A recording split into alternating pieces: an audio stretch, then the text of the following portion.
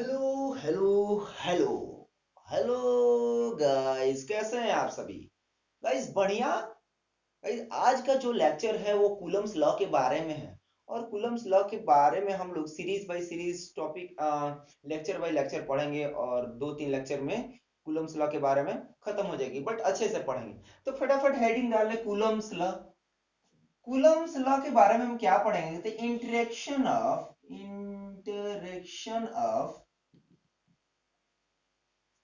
Charge, interaction of charge की में पढ़ेंगे। और इंटरेक्शन ऑफ चार्ज में क्या, जो हमारा प्लस चार्ज और प्लस चार्ज है वो एक दूसरे को क्या करता है, as we know that repel करता है। माइनस माइनस रिपेल करेगा, माइनस प्लस अट्रैक्ट करेगा। आजा मेरे पास, आजा मेरे राजा, धीरे से आना। ठीक है, और प्लस माइनस क्या करेंगे आप, एक दूसरे को अट्रैक्ट करेगा। बात समझ में आई? तो कूलम सर ने इस बारे में क्या कहा, कूलम सर ने इस बारे में क्या कहा कि मान लो कि ये कोई चार्ज है प्लस क्यू, ये मान लो प्लस क्यू। हालांकि इसको माइनस भी ले सकते हैं, फिलहाल यहाँ पे हम प्लस ही ले रहे हैं। तो ये मान लो कि फर्स्ट नंबर चार्ज है, ये मान लो सेकंड नंबर चार्ज। तो ये जो चार्ज है सेकंड नंबर, ये चाहेगा इसको दूर भगाने के लिए, क्योंकि ये भी पॉजिटिव है, ये भी पॉजिटिव है, तो ये इसके ऊपर फोर्स लगाएगा और ये क्या करेगा, इसके ऊपर फोर्स लगाएगा। बात समझ में आया? तो और इसके सेंटर से एक लाइन को ज्वाइन कर देते हैं। ठीक है, जिसको हम क्या मान लेते हैं, आर, डिस्टेंस। क्या मानते हैं? डिस्टेंस।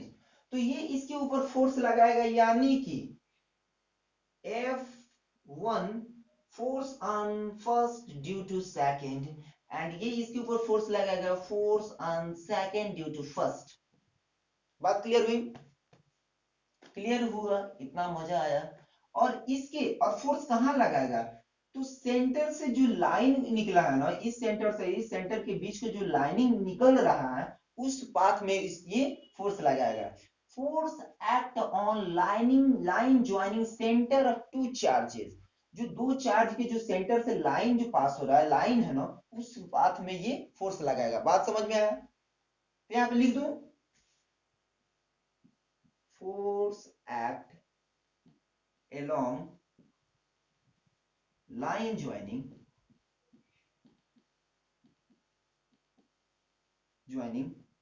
center of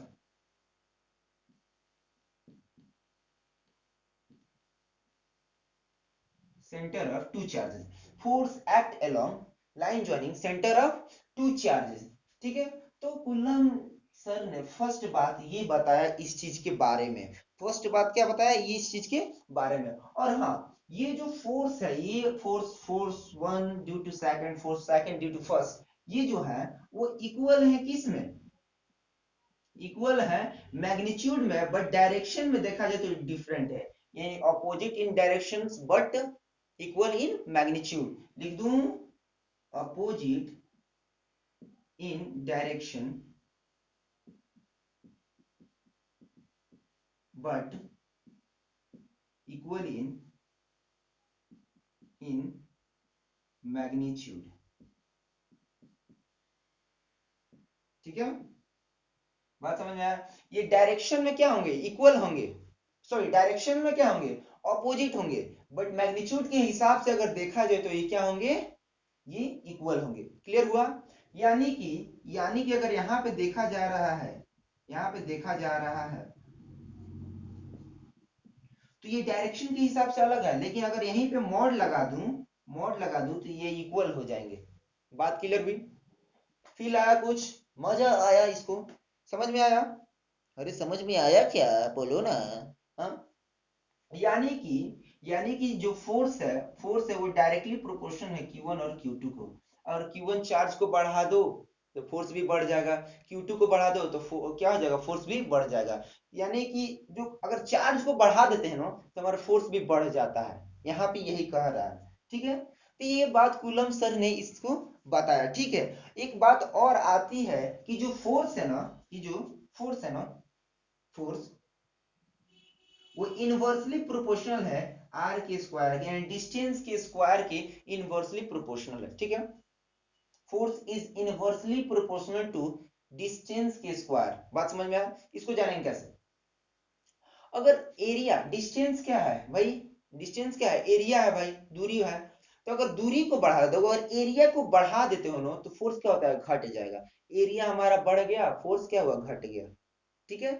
तो अगर दूरी को बढ़ा देते हैं तो फोर्स क्या हो जाता है, घट जाता है। इसके बारे में हम लोगों ने ग्रेविटेशन चैप्टर में ही पढ़ा होगा, आप लोग भी पढ़े होंगे कि ग्रेविटेशन चैप्टर में अगर जैसे या फिर एक्सेलरेशन ड्यू टू ग्रेविटी, जैसे जैसे हम लोग अर्थ से दूर जाते हैं लोग, हमारा जो अट्रैक्शन पावर है, मैग्नेटिकल पावर्स है अर्थ का, वो धीरे धीरे कम होते जाता है कि नहीं? तो हम अपने एरिया को बढ़ा रहे हैं, डिस्टेंस को बढ़ा रहे हैं, तो फोर्स क्या हो रहा है अर्थ का, वो घट रहा है।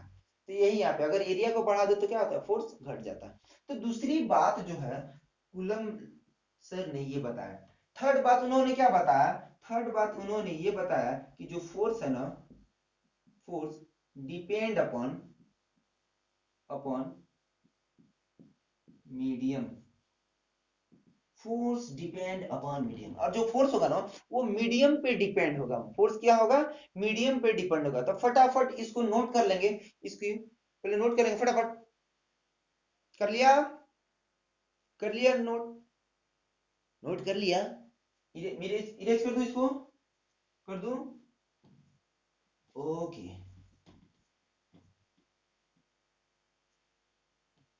और हाँ, इन सभी को मिलाकर जितना अभी तक हम लोग दो तीन बातें जानना, कूलम्ब सर ने जो जो दिया था, इन सबको मिलाकर एक फॉर्मूला बनता है, F इज इक्वल टू के Q1 Q2 बाई आर का स्क्वायर। हम लोगों ने ये जाना रे, ये जाना कि जो फोर्स जो है F इक्वल टू के Q1 Q2 बाई आर का स्क्वायर। बात में के क्या है, तो के हमारा कांस्टेंट है, Q क्या है, चार्ज है, आर क्या है, डिस्टेंस है, F क्या है, फोर्स है, सभी जानते हैं। यहाँ पे के जो है ना, के यहाँ पे लिख देते हैं, के वो कांस्टेंट है। और कांस्टेंट क्या है, यूनिवर्सल कांस्टेंट के नहीं है यहाँ पे। यहाँ पे के को फ्री स्पेस के लिए, एयर के लिए, वैक्यूम के लिए इसको रखा गया है। तो इसका एक वैल्यू है, वैल्यू क्या है, K is equal to 9 into 10 to the power 9। याद कर लेंगे इसको, इसके यूजेस हैं बाबू, यूजेस हैं partner. K is equal to 9 into 10 to the power 9। ठीक है? और ये जो के है ना, के वो किसके किसके लिए है, कांस्टेंट है। के क्या कांस्टेंट है, एयर के लिए, फ्री स्पेसेस के लिए। बात क्लियर हुई, क्लियर हुई इसके बारे में?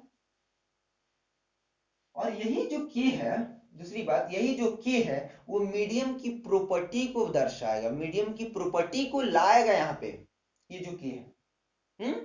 नोट करेंगे फटाफट, फटाफट नोट, नोट हो गया, हो गया। अब बात आती है के की यूनिट के बारे में कि के की यूनिट क्या है। तो सबसे पहले जानेंगे कि फोर्स का यूनिट, फोर्स का यूनिट क्या है। तो फोर्स का यूनिट है न्यूटन, न्यूटन। आर का यूनिट क्या है, आर मतलब क्या है, मीटर। डिस्टेंस, डिस्टेंस का यूनिट मीटर, एम। और स्क्वायर है तो स्क्वायर। ठीक है? ये क्या चल गया, मीटर चल गया ऊपर, यानी कि ये फोर्स रहा, ये मीटर रहा, ये उसके ऊपर, इसका फोर्स का यूनिट न्यूटन और आर का मीटर, ये चल गया ऊपर, न्यूटन मीटर स्क्वायर हो गया। क्यू का कूलम जो है, तो कूलम का कूलम स्क्वायर, न्यूटन मीटर पर कूलम स्क्वायर। यहाँ पे लिख दूं, अरे लिख दूं, न्यूटन मीटर पर कूलम स्क्वायर, के का यूनिट, के का यूनिट निकल गया न्यूटन मीटर पर, न्यूटन मीटर स्क्वायर पर कूलम स्क्वायर। बात समझ में आया, समझ में आया क्या, अरे मजे में आया क्या? इरेज कर दो इसको। अब जो बात आती है, एक छोटा सा नन्ना सा मुन्ना सा प्यारा सा एक बात है कि कि जो हम लोगों ने, जो हमें कूलम सर ने बताया था कि जो एफ है, एफ है वो इनवर्सली प्रोपोर्शनल है आर के स्क्वायर के। तो इसको एक ग्राफिकल रिप्रेजेंटेशन से देखा जाए और उसको समझाए, या तो इसके बारे में तो जाना कि अगर एरिया को बढ़ा दो। अच्छा, और हाँ, इन सभी चीज किसके लिए है, तो इन ये सभी चीज जो मेजर बात है ना, पॉइंट चार्ज के लिए, पॉइंट चार्ज के लिए बात थी। सारे चीज जो बात कर रहे हैं लोग, हम पॉइंट चार्ज के लिए कर रहे हैं। ठीक है? अच्छा, एक बात बताइए, यहीं से एक बात खुलती है कि मान लो कि कोई इतना बड़ा सा बॉल है, मेटालिक मेटल से बना हुआ, इतना बड़ा सा बॉल है कि वो पॉइंट चार्ज हो सकता है? तो यहाँ पे जवाब मिलता है फर्स्ट की हमारा नहीं, क्योंकि इतना बड़ा सा है और वो चार्ज सबको कवर कर रहा है। तो पॉइंट चार्ज कैसे हुआ, पॉइंट चार्ज मतलब ना के बराबर, ठीक है। और मान लो कि इतना छोटा सा चार्ज है तो वो भी पॉइंट चार्ज हो सकता है, हो सकता है। इतना छोटा सा चार्ज है क्या हो सकता है, तो वो पॉइंट चार्ज हो सकता है, लेकिन इतना बड़ा सा नहीं हो सकता। लेकिन सवाल ये था, लेकिन जवाब ये है कि वो बड़ा सा बॉल भी जो मेटल से बना वो भी पॉइंट चार्ज हो सकता है। वो बड़ा सा जब बल्ब है तो उसकी डिस्टेंस को बढ़ा दो, अगर एरिया को बढ़ा देते हैं क्या होता है, उतना छोटा दिख जाएगा। मान लो कि एक चार्ज मेरे पास है, या फिर मैं खड़ा हूं यहाँ पे, और एक किलोमीटर 2 किलोमीटर दूर पे रखा हुआ है। तो अगर यहां से देखा जाए तो वो पॉइंट के बराबर दिखेगा, वो चीज पॉइंट के बराबर दिखेगा। तो वो भी पॉइंट हो सकता है ना। एरिया को बढ़ा दिए, हम यहाँ पे खड़े हैं और कुछ दूर पे उसको वहां पे रख दिए, यानी एरिया को बढ़ा दिए तो पॉइंट के बराबर हो गया, ठीक है। तो ये एफ जो है इनवर्सली प्रोपोर्शनल है आर के स्क्वायर के। तो इसको ग्राफिकल रिप्रेजेंटेशन से कैसे देखेंगे, तो ये मान लो कि ग्राफिकल रिप्रेजेंटेशन हो गया, ठीक है। ये ये मान लो एफ का वे है, ये मान लो ये आर का एरिया है, ये एफ का एरिया है। तो यहाँ से टुम टुम टुम टुम टुम टुम टुम टुम टुम टुम, ठीक है। यानी इससे क्या पता चला कि जैसे जैसे यहाँ पे जैसे जैसे अपनी एरिया को बढ़ा रहे हैं, फोर्स क्या हो रहा है हमारा, घट रहा है।